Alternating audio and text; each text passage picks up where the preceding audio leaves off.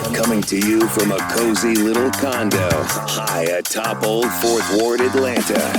Welcome to The Ron Show on America One Radio. Here's your host, Ron Roberts.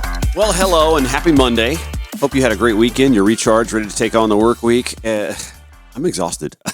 There was so much going on in Atlanta this past weekend. As is normally the case once spring is really in full bloom here in Metro Atlanta. My hometown had the Masters Golf Tournament, so there were a swell of people in my hometown. I'm sure traffic was its usual Masters Week snarl. You avoid certain areas of town. We had the Dogwood Festival here in Atlanta, which Piedmont Park hosted, which meant stay away from Moreland Avenue. I made the mistake of not doing that. City planning, there's the question of which comes first, mass transit or density. And in Atlanta, the overwhelming response is, well, density, obviously. The problem is, in that area of town, you have folks who live in historic neighborhoods, residential neighborhoods, not dense neighborhoods, but you have a thoroughfare there, Moreland Avenue, one of those 4-lane, sometimes 3-lane roads that doesn't have dedicated turn lanes. And that's fine. I'm cool with that. That's the part of living in an older city, an historic city with smaller streets. Trust me, the folks in Europe have to deal with this too.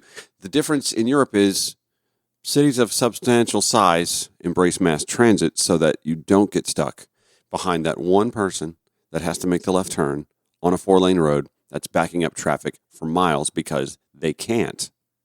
Anyway, that is something I'll hop on the soapbox a little bit later. First things first, I want to talk a little bit about Georgia and the South and how voters are feeling about Donald Trump and his use of tariffs and how it's affected the economy already and hasn't even quite yet come to us at the department store, at the gas station, buying a car on the car lots, or at the grocery store when you're purchasing your weekly necessities. From last Friday's Atlanta Journal-Constitution, a new Morning Consult poll of Georgia voters offers a bleak view of President Donald Trump's tariff policy and a potential warning shot to Republicans embracing the strategy ahead of next year's election. I can also tell you, by the way, when you talk to Republicans, it's a mixed bag of responses. We talked, in fact, I played last week audio from conservative radio host Eric Erickson, based here in Georgia, but broadcast throughout the country on a few dozen affiliates, I believe.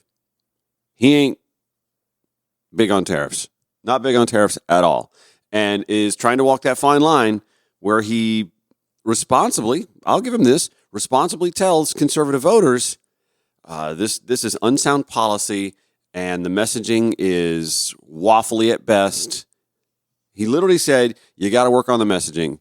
You've got one guy out here saying one thing, another guy out here saying another thing from the same administration, and then you've got Donald Trump essentially spouting out policy from tweets. Brian Robinson airing on yesterday's Georgia Gang, which airs locally here in Atlanta on WAGA TV Fox 5. I'll give you some of the audio of that here in just a little bit. He too, not fond of tariffs. Spouts the free market, blah, blah, blah, blah, blah. And so you listen to him, and the other conservative on the panel yesterday was Martha Zoller, talking about, China's unfair, the way they manipulate, blah, blah, blah, blah, blah. Listen, I'm not going to sit here and defend China. China is an economic superpower, becoming a military superpower, and we have to contend with that. They also have a much larger portion of the global population than we do, and as they continue advancing economically, they're going to have more influence on the global economy as their purchasing power grows, as they, of course, have literally that resource, human resource, as the driving force behind their grasp on the economy. What Americans have to sort of embrace at some point in time is the reality that is the future, the lot in life that we must face. The other part of the problem is, the untold story in all this tariff conversation is, we've benefited as Americans from third world labor making our goods at a much cheaper rate, and American businesses have been taking advantage of that third world labor to make the cheaper goods. And we're getting to the point now where, because our wages have stagnated, our minimum wage has lost value, like what, about a third, maybe more of its value since the early 1970s, that it's now getting to the point where businesses can look at producing things domestically at about the same cost as it would be to have something made in China and ship it here. We're literally getting to that tipping point. So when you hear the Trump administration wax nostalgic about bringing manufacturing jobs to America, that all sounds good, right? The question you have to ask then is, well, how many Americans want to report to a factory to make whatever widgets? We'll just say widgets in general. Want to make widgets when you're eliminating OSHA and pay is not all that sound, when the promise of a pension is not guaranteed, when organized labor is about as weak as it could be, historically speaking, in this country. I mean, Americans want organized labor. They just don't have the option in so many right-to-work states throughout the country. I mean, is there this push for manufacturing that I'm not aware of? How many, ask your friends, literally ask your friends, those of you who have friends who just ask 10 of your friends who have works with their hands kind of jobs, okay? Hey, do you want to work on an assembly line? Does that appeal to you? You'll find that the answer is no, not really. So this nostalgic push for bringing manufacturing jobs to Georgia, okay, but how much is it going to pay? Is it going to pay well? Am I going to be able to work my 20 and get a retirement? Is it going to be safe? And I think you'll find that there's really, and I'm not saying that there isn't some appeal from some folks for that. Like I've said for a long time, Democrats could forever win over a state like West Virginia had they said, we're going to make West Virginia the green energy capital of the United States. We can transition from coal to green energy and make West Virginia the hub for that. And went over West Virginia for generations, right? There's something to be said for doing that in a way that is beneficial and hopeful and optimistic. The Trump administration is not going for that, obviously. Green energy, they don't even believe climate change is a reality. So what is it that, what sort of manufacturing are we bringing back to the United States? What are we making if we bring back manufacturing to the United States, and how much is the American laborer going to make? These are all valid questions, right? I'm no economist, but I know, I think I'd like to know how the American citizen, the American voter is wired, the Georgia citizen, Georgia voter. Back to the Atlanta Journal-Constitution, the top line, more than 2/3 of Georgia voters believe tariffs will jack up prices on everyday items. A majority are already cutting back on spending, avoiding big purchases, or stocking up before price hikes hit. Just 1 in 4 voters say that tariffs should remain as a permanent part of the U.S. economy, including fewer than 1/3 of Republicans. Nearly half say they're more likely to vote. Listen to this. Nearly half say they're more likely to vote for a member of Congress who opposes new tariffs, including 1/3 of GOP voters. Trump roiled global markets last week. This was written last Friday, after he announced stiff tariffs on most imported goods. He backed off earlier this week, delaying the move by 3 months, but he kept the tariffs on China, which retaliated Friday morning by raising its own tariffs on American goods to 125%. By the way, let me pivot real quick to Barron's, reporting 3 hours ago.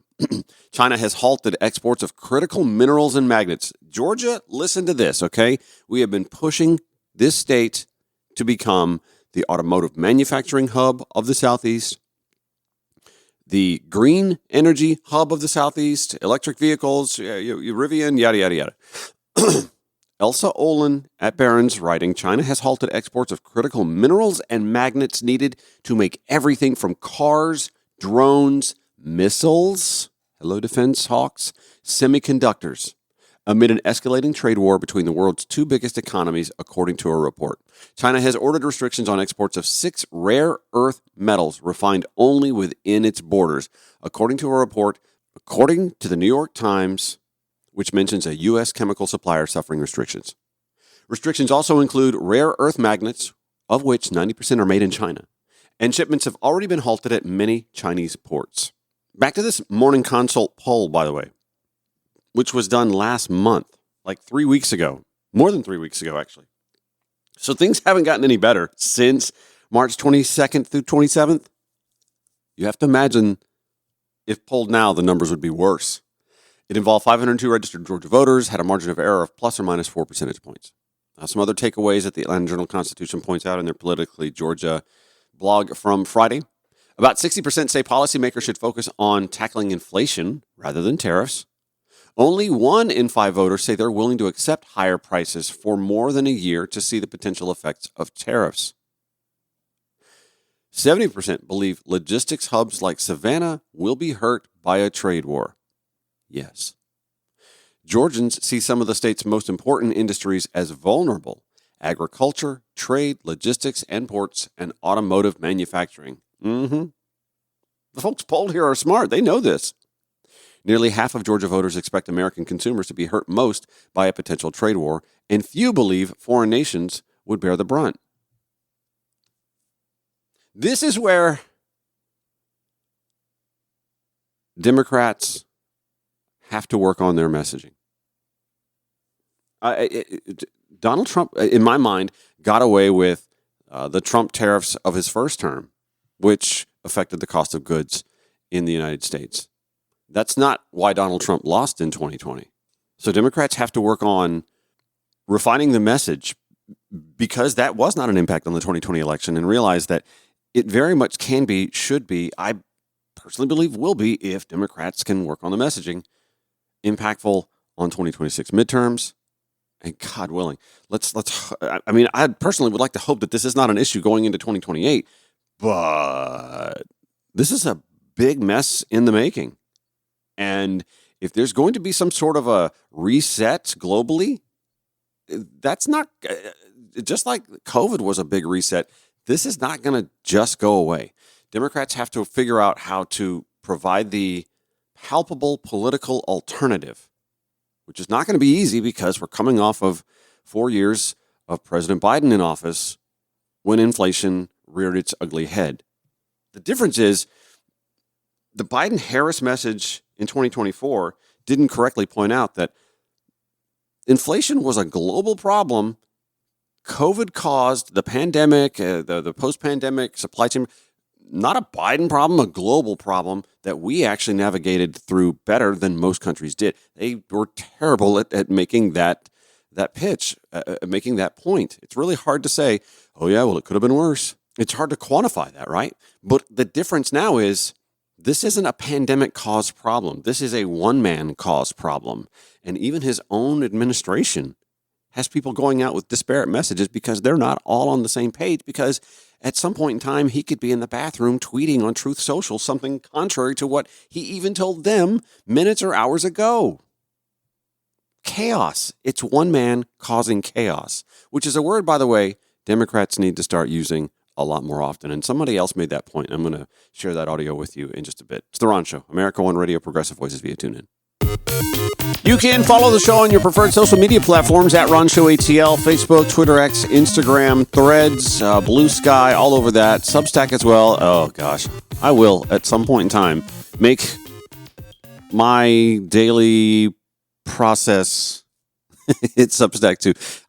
I got to find me somebody to help with all this stuff. As soon as I get done with the show, I got to get on with real estate, and that's the bread and butter gig for me, residential real estate here in Metro Atlanta. Speaking of, I wake up on Sundays when I don't have softball anyway, and I catch up on the Georgia Gang, which is a local pundit conversation that's had locally on WAGA Fox 5 here in Atlanta. Lori Geary is the moderator. She has 4 panelists on, usually 2 left of center, 2 right of center. Yesterday, that included Kathy Woolard, Alicia Thomas Searcy, Martha Zeller, and Brian Robinson. Here is that panel having a conversation on Trump's tariff chaos and its effect on Georgians. First, from Alicia Thomas-Searcy. Donald Trump has been quoted this week as saying, this is a short-term cost and it's going to turn out to be a beautiful thing. But I think if you're talking to farmers, they will tell you this is not a beautiful thing when their margins are already tight. They're already dealing with these other issues. And so I'm deeply concerned about what it's going to do to their businesses. And can I just tell you, by the way, I love hearing from Alicia Thomas-Searcy speaking about farmers. We have this mental image of what a farmer looks like. Picture a farmer. You pictured a white guy, didn't you? There are a lot of minority farmers in the state of Georgia. Those flyover counties that folks don't think about when they're running for statewide office. Stacey Abrams. And there are voters out there, farmers, who are people of color, and they have to be acknowledged as well. Brian, Republicans are also split on this, it seems. Even inside the White House. Yep. And look, I'm a Republican. Y'all have heard me on this show. Tariffs aren't my thing. I believe in free markets. I believe in lower cost goods for Americans. I believe in opening up markets for Georgia producers, whether they're farmers or car makers. That is what has made our country much wealthier over the last generation. It really has. For 5% of the world's population, 29% of the world's wealth. That's a pretty good calculation for us. You know, I like it. And this is where I tell Brian Robinson and conservative MAGA Republican in America, you know that's not going to stay that way forever, right? China is a liar. It is a cheater. It is an adversary. And we have to take them on. And that is what we should have focused on to begin with. Two things, taking on China and lowering prices for Americans. Which we can't really do both, honestly. The mindset being, well, we want the Chinese population to continue living in squalor and subsistence and making slave wages so that we can continue living high on the hog. And by the way, while American companies are over there producing the goods and making the profit here domestically. Come on, connect the dots, man. Focusing on inflation. That is where the focus should have been from the beginning. We're getting back to that, I hope. I really do hope. I'm so happy there was some reversal this week. That's what I was calling for last week. And I was in Shanghai with Laurie Gary about 13 years ago on a Georgia trade mission. We were eating soup and this chicken claw like this, looked like this, floated up to the top of the soup. And we all had to eat it because that chicken claw was probably from Georgia. And so we had to all go, this is the most delicious chicken foot we've ever had. I will never forget that. Yeah. And that is why I'm a vegetarian. I can go to any country in the world and not have to eat weird stuff just because I don't eat meat. And I'm going to stay with that. Kathy Woolard.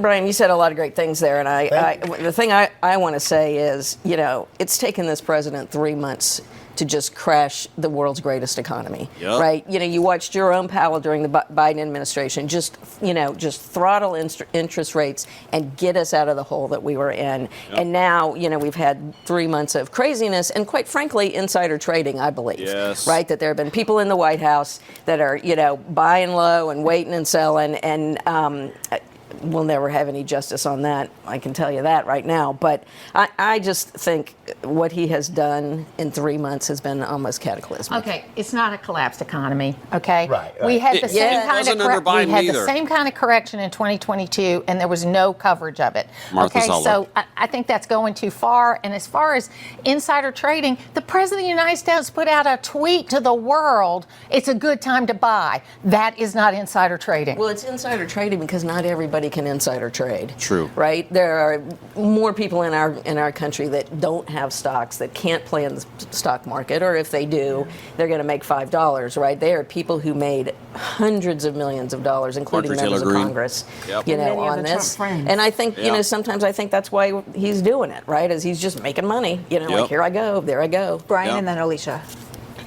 We don't know that, right? And I do. think if there is evidence, We kind of know that. if there's evidence that people in the White House were like, you know, buying stock right before his announcement that he reversed it, or were selling right before they implemented the tariffs, which I don't think even that one would count because we all knew he was going to do it. He told us we were going to do it. We could make the calculation ourselves. Hey, this will bring stocks down. Maybe I should sell or short the market. Although I don't really know how you do that. I've never understood that. But, you know, we all knew what they were going to do. So I'm with, to Martha's point, it's not insider trading if the knowledge is general. That was not the case this week when he reversed on the tariffs. Alicia. You know, I think it's a great idea for Republicans to continue to rubber stamp what Donald Trump is doing. According to a poll that just came out, I think it was this morning, 70% of Georgians disagree. AJC poll, 70% of Georgians disagree with these tariffs. 50% of people said that they would not vote for a Republican or vote for someone who's in support of these tariffs. So keep rubber stamping what he's doing. Keep pretending like it's not affecting people's 401ks, their jobs. It's crazy. And I would say, you know, continue to do it, except it's hurting people. And we should put people over the politics. Okay, Real quick. One thing I just want to say is, you know, Congress is getting ready to go out on recess. It has been shown now over 3 months that advocacy matters, that this president will reverse crazy things in a heartbeat if people make enough noise. So please go visit your members of Congress, demand some accountability, whether they're a Democrat or a Republican, and, you know, start focusing on the things that matter to you. And by the way, there were supposed to be some carve-outs on electronic goods. Well, the Trump administration, Donald Trump himself, actually waffling on that as well via Truth Social, of course. We'll dive into that when the Ron Show returns. America One Radio, Progressive Voices via TuneIn. Call or text The Ron Show anytime at 404-919-2725. The Ron Show on America One Radio. It's utter chaos, right? I mean, that is the new buzzword on the left when speaking of the Donald Trump presidency, which, by the way, can I remind you, we're still inside the 90-day window of his first 100 days, which is why you'll see, about 3 more weeks of Rachel Maddow. That is the barometer that I'm looking at now. I had to remind myself last week, why is Rachel Maddow still on? I thought she was only going to be on for the first 100. We're not even 80 days in. We're not even 90 days in. My God, this has been exhausting, right? The American voter is showing signs of exhaustion already from the Trump brand chaos. Even Sean Hannity is aware that is a buzzword, and it's going to be an effective buzzword. Bless Sean. He's going to try all he can to try and mitigate the effectiveness of that term. But you can't unanxiety the American voter, Sean. You just can't. And honestly, with that shrill little voice of his anyway, he's not going to be the one to do it. It's going to have to be someone with a calming. Can they get Kelsey Grammer, for example, to maybe discuss the calm of the Trump presidency? Good luck. James Carville actually touched on that in a New York Times op-ed that I'll dive into here in just a little bit. But listen to this. I mean, just in the last 24 hours, we don't know which way Donald is leaning when he's on the toilet tweeting. Now, when he's talking about even like carve-outs for things like phones, computers, according to The Hill, this was yesterday now. Just yesterday, the Trump administration is exempting electronics such as phones, computers, and other electronics from reciprocal tariffs imposed on other nations, including China. He knows Americans love their gadgets. He also knows that we have to have gadgets if we're going to see all of his tweets. Guidance posted by Customs and Border Protection, which collects duties on imports, indicated roughly 20 products would be excluded from tariffs. Those include smartphones, computers, routers, and semiconductor chips. The exemptions could be a break for consumers who were facing the possibility of paying higher prices on electronics because of steep tariffs imposed on China. It's also a win for companies like Apple, which manufactured many of its products in China. Trump has signaled he will impose sector-specific tariffs on goods like semiconductor chips, however, meaning the reprieve may be short-lived in some cases. Here's Bloomberg this morning. The president now warning that tariffs are coming for phones and consumer electronics, downplaying a pause as merely a procedural step. China, meanwhile, hiking its own tariffs to 125% while calling Trump's actions a joke and showing no signs that it's ready to negotiate. Like his hair on a blustery day, you just don't know which direction it's going to go. It's blustery. It's just windy day. Which way will Donald Trump's policy take us?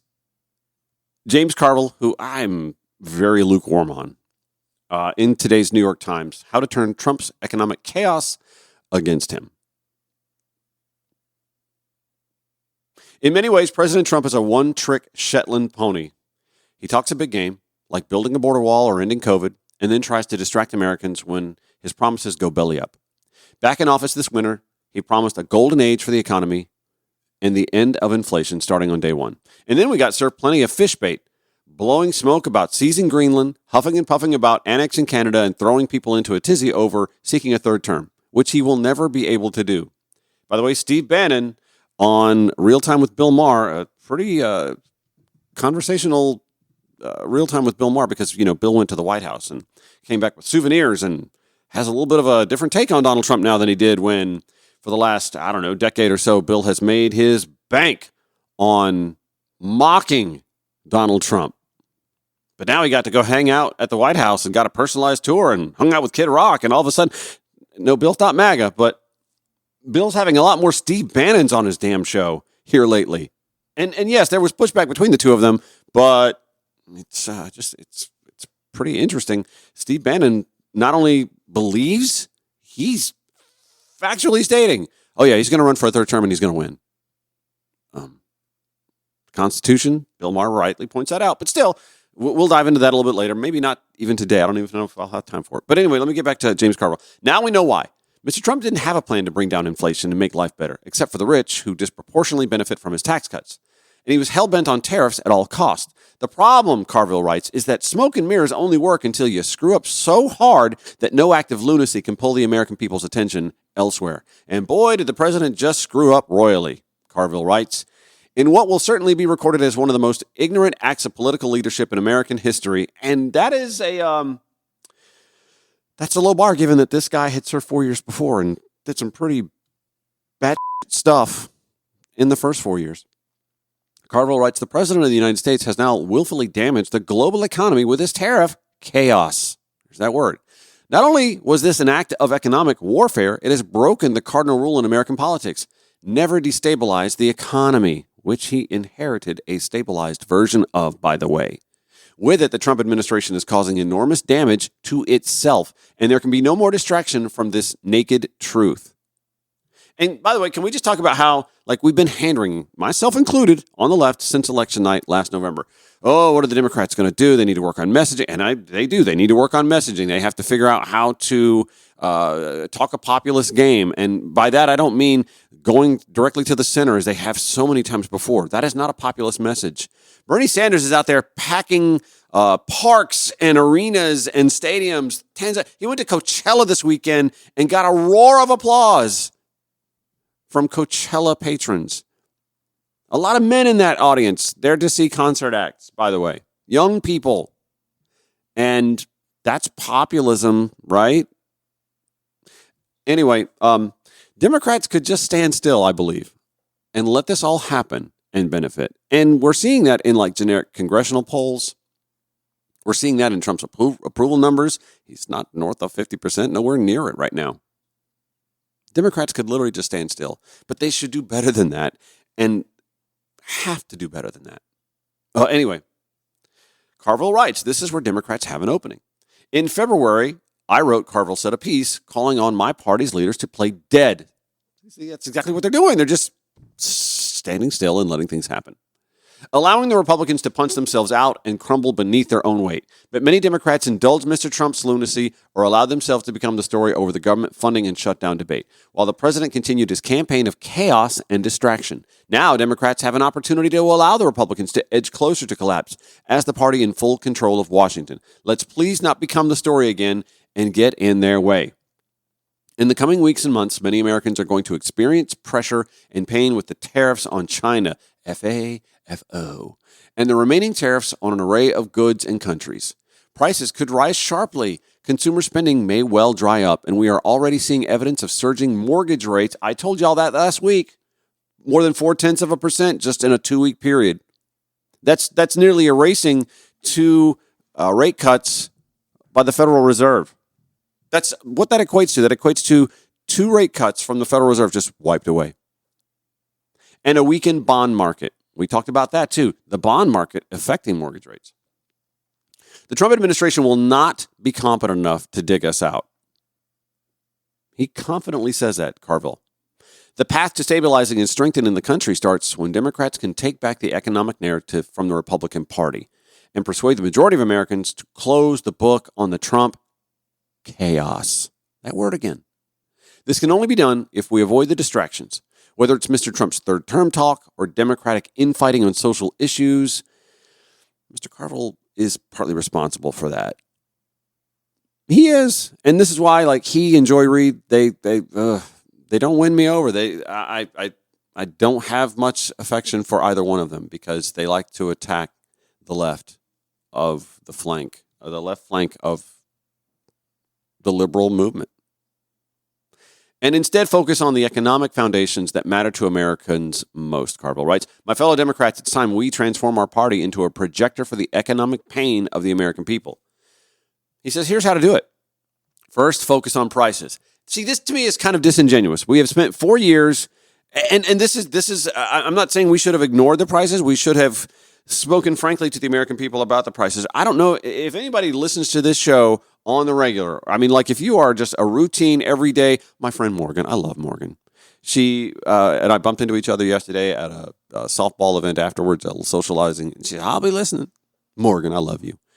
Morgan may remember I said during the Biden-Harris reelection campaign, or maybe even before then, maybe just as inflation was as bad as it was, sit down with the American people and have a frank discussion about this and tell them, y'all, this is a global problem. We're trying to tackle this. We're actually doing better with this than most countries are. I know it sucks and we're working on it. We are working on it, but we have to gird our loins. We have to do things ourselves. We have to make little sacrifices if you need. Just have that frank conversation.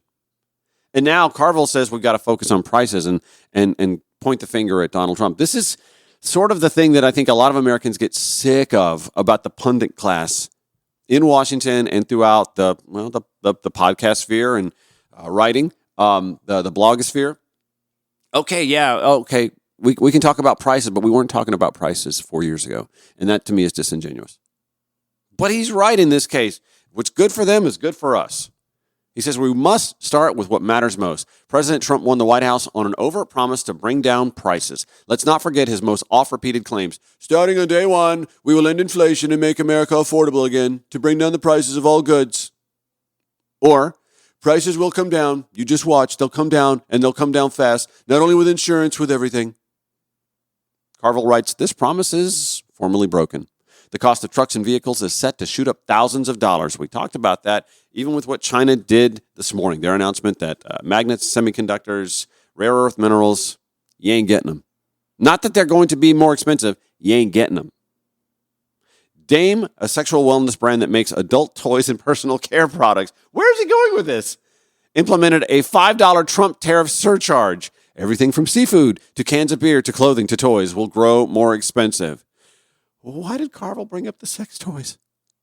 The most direct hit to working people's pocketbooks will always be from the cost of daily goods. Making it clear that Trump and the Republicans willingly broke this promise should be in every ad, every podcast talking point, every message we send from now until the midterms.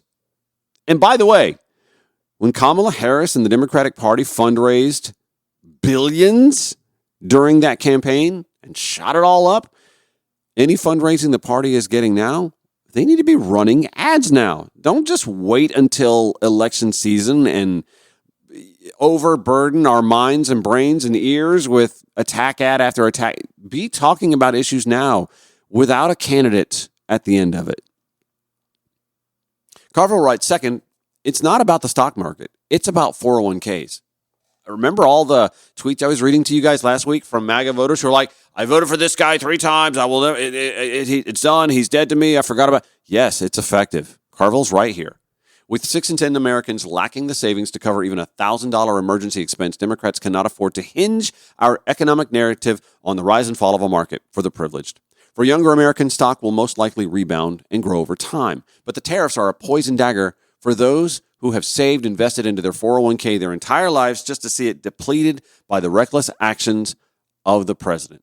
You can bet certain retirees are now living in a panic, pausing home renovations and big-ticket purchases as their life savings start to drain by the day. If this continues, many retirees will have to go back into the workforce, spending what should be their comfortable years grinding in the office like they're in their 30s. And boy, when they get back to the workforce and realize, oh my God, wages have really stagnated. In fact, they've lost value.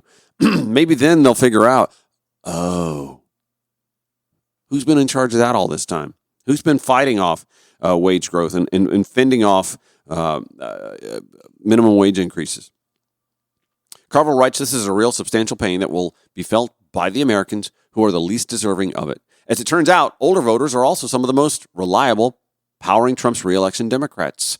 Uplift their stories and connect their pain to the president. Do not focus on the market or the daily percentage drop in the Magnificent Seven tech stocks, he writes. And he has a third point. which we will get to.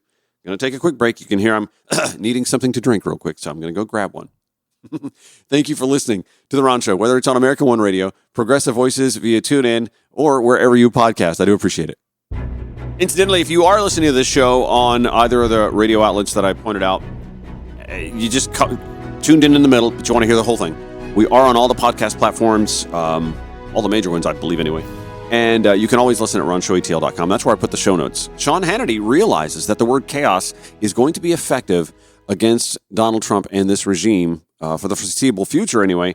And he's trying to soften the blow. Listen to this. Begin with the left's new buzzword, chaos. Is just creating economic chaos.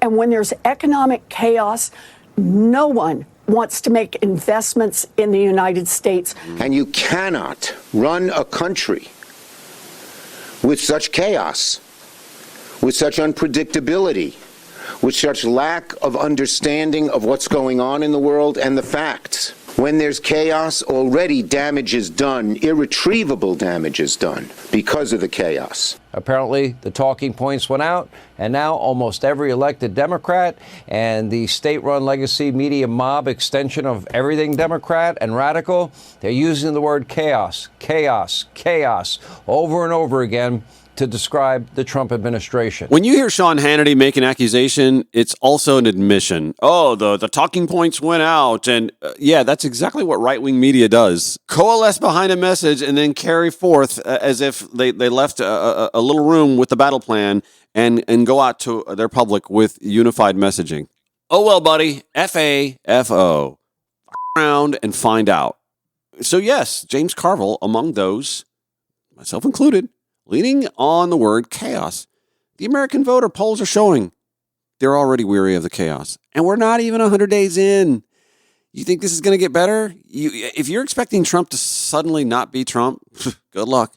That very same Sean Hannity learned, or at least I'm sure knew very well, by January 6th and on January 6th, doesn't matter. You can text him all you want. And Sean Hannity had a direct line to his chief of staff, John Kelly. You can text in all you want, Sean. Laura Ingraham. He's got to do this. He's got to do this. You can't un-Trump Trump. So you're stuck with him as well as we are. Back to James Carville. He had a third point on his op-ed in the New York Times. I will include this. In fact, I'll try and give you a gift link in the show notes. You're welcome. At RonShowATL.com. That, by the way, that's why when you go to RonShowATL.com, that's one of the reasons why I ask you, hey, if you don't mind contributing to the show, there's a link to do that. Because I pay for these things so that you can benefit. And I'm not trying to be a martyr. I'm just saying this comes out of pocket. So James Carville says, and third, make the messaging local. Is that not how I started this show? Talking about the impact on Georgians. Jake Bookman at the Georgia Recorder, when he writes op-eds, we've talked about a couple of them. On tariffs, he talks about the local impact. That is effective. And James Carville is right there. It's important that as a party we understand that this is not about us and that the Democrats' brand is tarnished at this given moment, and instead take our prints off the message as much as possible. This is not about us going on CNN or taking to X to complain about the president. The Democratic Party must now take local stories and project them where they matter most. Record the story of Nicholas Gilbert, a dairy farmer upended by the tariffs, and localize it to Wisconsin. Focus on the Latino and black men who supported his previous election and take it to Georgia or Arizona.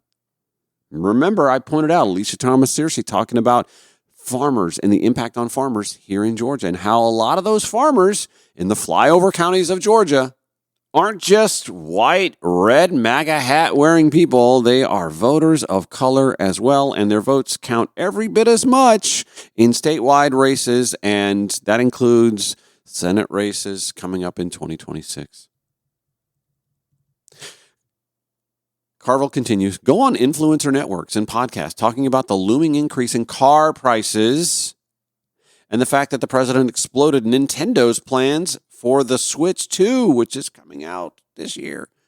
Carville finishes, for the entirety of his tenure in American politics, Donald Trump, for better or worse, has lived on by the grace of the American people's faith in his economic leadership. Comical. Now it is plain and clear. Just as with his failures in Atlantic City, how do you fail? How do you bankrupt a casino? If you If you don't know how to run a casino, I mean, listen, I don't know how to run a casino, but I know the casino never loses. Now it is plain and clear, Carville says, just as with his failures in Atlantic City or with Trump University. Trump steaks, Trump this, Trump that, Trump.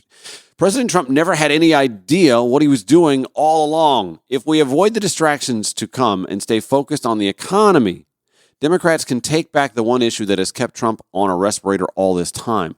Through all of his hardships to come, we bring the silver lining, and finally, we can begin again.